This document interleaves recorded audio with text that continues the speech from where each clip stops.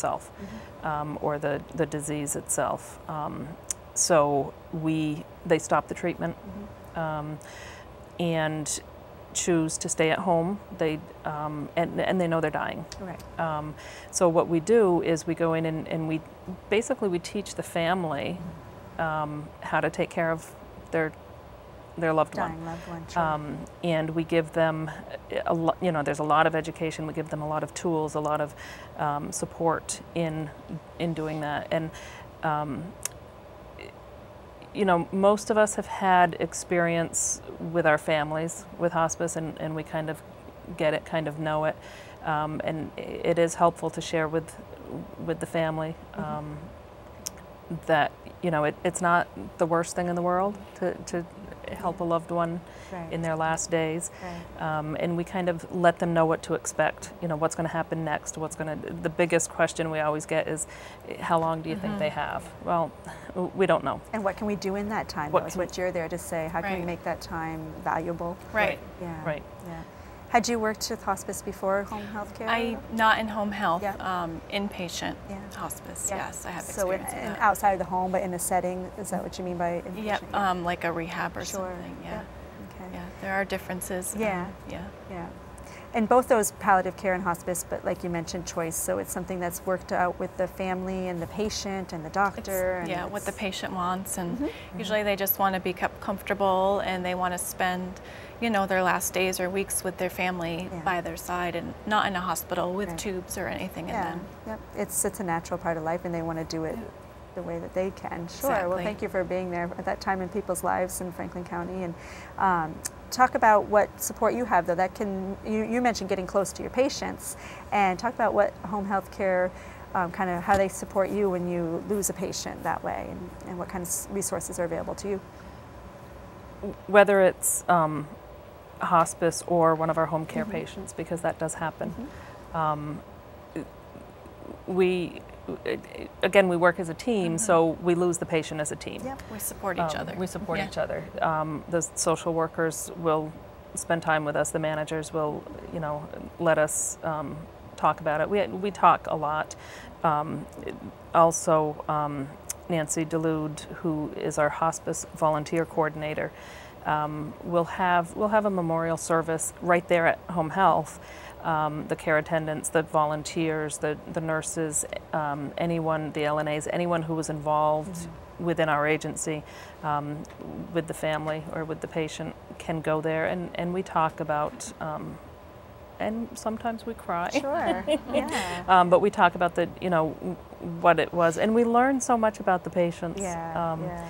By talking to other people who had little experience, a different experience with them.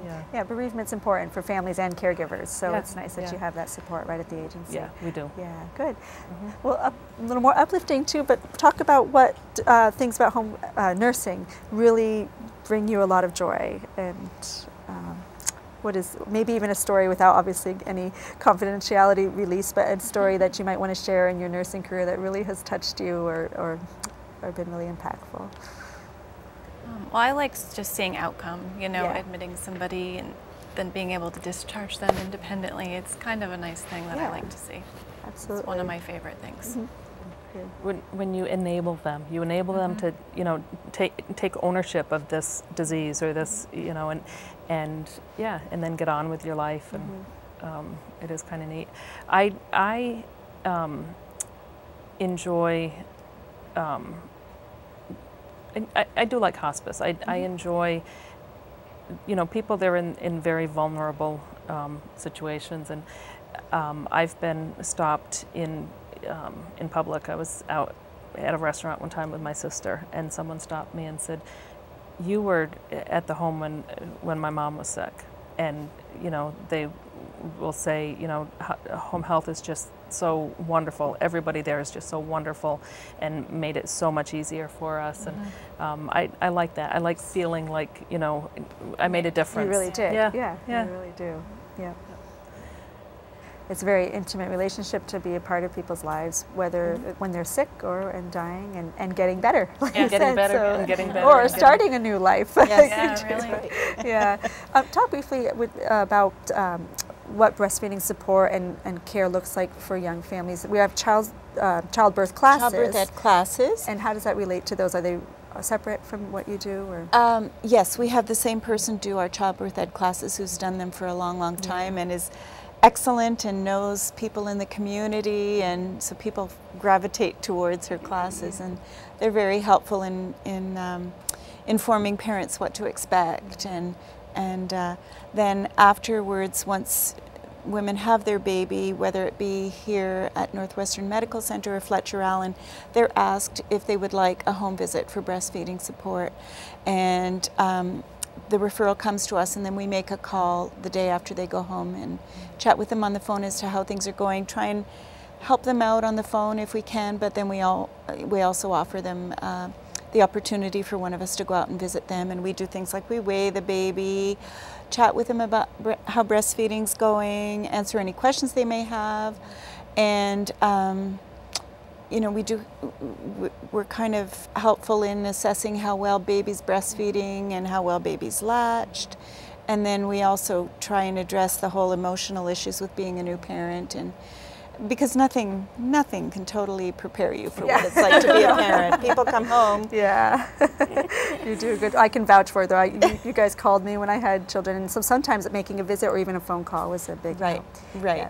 Yeah. And just to feel that we can be supportive of people is just great. Yeah. And you know, even when things aren't going 100%, you know, even when things are going 100% well, it's just still sometimes nice to have someone come in and say, wow, things are going well, your baby's gaining way more than we would ever hope for, and just keep it up. And so that can be, very good. That can be helpful. Good, thank you. Well, you all do that for people here. I know you're motivating to go into someone's home too and telling them that they're getting better, or helping them get to that place. So thank you, each of you, for all the work that you do, and your teams at Franklin County Home Health. And folks can talk with their doctor or call the agency if they want information about getting home care for their self or their loved ones at home. So thank you again. Is there anything you want to add before we close? Oh, thank you. Yeah. Thank you. Thanks. Happy Nurses Week in May. And if there's any questions that you have about Franklin County Home Health Agency and its programs and services, please check us out online at www.fchha.org or call our office at 527-7531. We thank you for watching today.